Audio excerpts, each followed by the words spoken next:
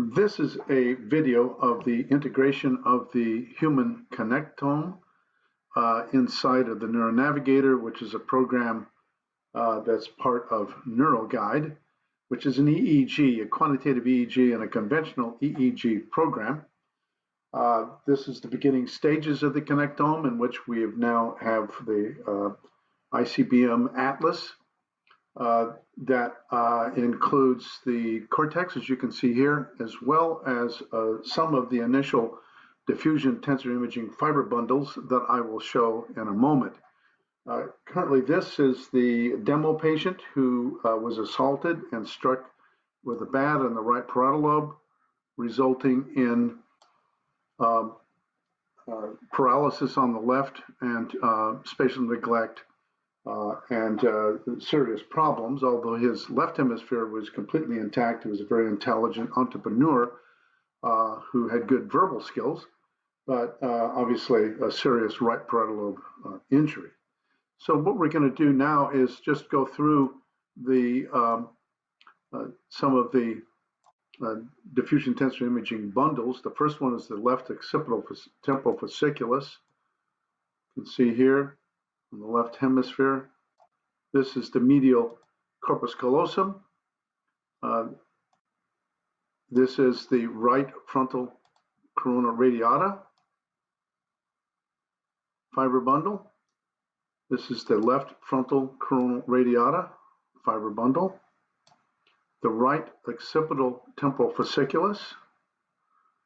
The posterior corpus callosum. The left uncinate fasciculus, connecting the temporal lobes, and the right uncinate fasciculus.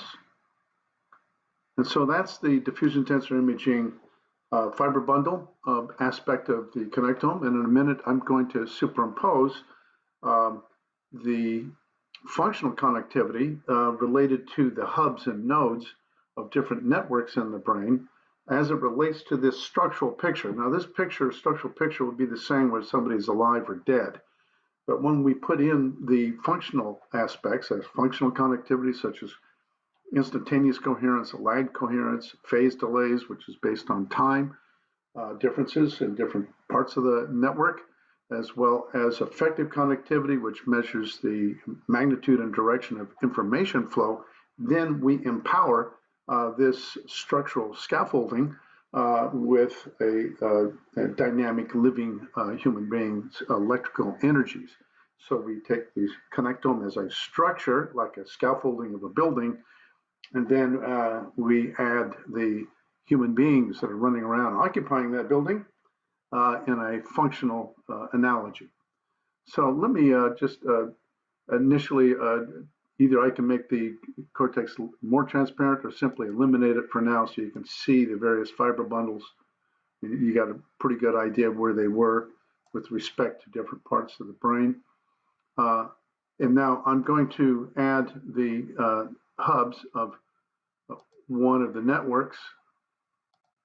Initial network I'm going to select. It's the addiction network. And I'm going to add the center voxel. And you can see there are names, but you get an idea of where the hubs, the Brahman area hubs, are of the addiction network with respect to the information pathways representing the white matter, the structural diffusion tensor imaging white matter of the brain. Here's the anxiety network. Here's the dorsal attention network. Here's the ventral attention network. Now there are labels here that you can take your time if you got the NeuroGuide demo, and you can examine these structures yourself. There's the autism spectrum disorder based upon functional MRIs, looking at the connectivity, which turns out to be primarily right hemisphere deviations from normal. That's all explained in detail and cited in the Handbook of Quantitative EEG and EEG Neurofeedback. Here's the default mode network, quite an extensive network. It has 5 times as many connections as any other network. Problem areas 10, 11, etc., as represented by the labels. This is the executive network, which is primarily frontal and frontal parietal. Here's the language network, which is primarily which in this case is the left hemisphere, based upon Mesulum and Cotani and Deschatten. Here's the memory emotional network, which involves the cingulate gyrus, bilateral frontal lobes and parietal lobes, and the hippocampus. Mirror neurons, which are pretty widespread.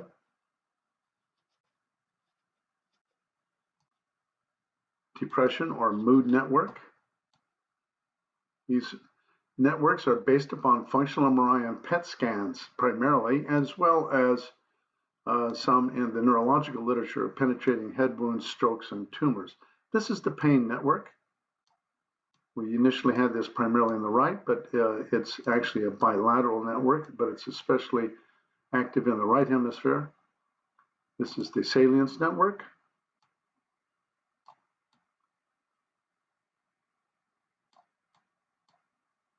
And the tinnitus network, which is fairly extensive, involving primarily the temporal lobes and the default network when distress of tinnitus reaches a maximum. So this is the point where it's a distressful state of tinnitus, as represented in the scientific literature based on PET and functional MRI.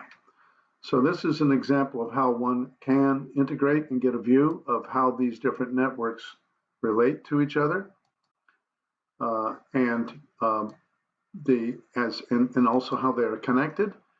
The color of these pathways right now are fixed because I'm not comparing it to a normative database, but they could be z-scores, deviation from normal, showing which pathways are the most dysregulated or distant from normal. Or we can show the raw scores, which we're doing here, but we're not scaling them because I want you to see them all. And then we can also eventually, in the future, make this in real time, so you can view the changes in connectivity as well as current density. These spheres represent the center voxel of each Brahman area, and also can measure the current density where the spheres can change, as well as the projection to the cortex, so that one will be able to see the deviation from normal in the connectivity measures as well. So anyway, this is a quick view of these various kinds of networks as related to the structure and function of the human brain, to the extent one can start with patient symptoms, for example, attention problems, anxiety problems, depression, memory problems, etc. One can then evaluate the hubs and connections between hubs in networks known to be linked to those symptoms. And then this allows one not only to evaluate change as symptoms resolve, but also to be able to have protocols for neurofeedback where you reinforce greater stability and efficiency in these various regions of the brain.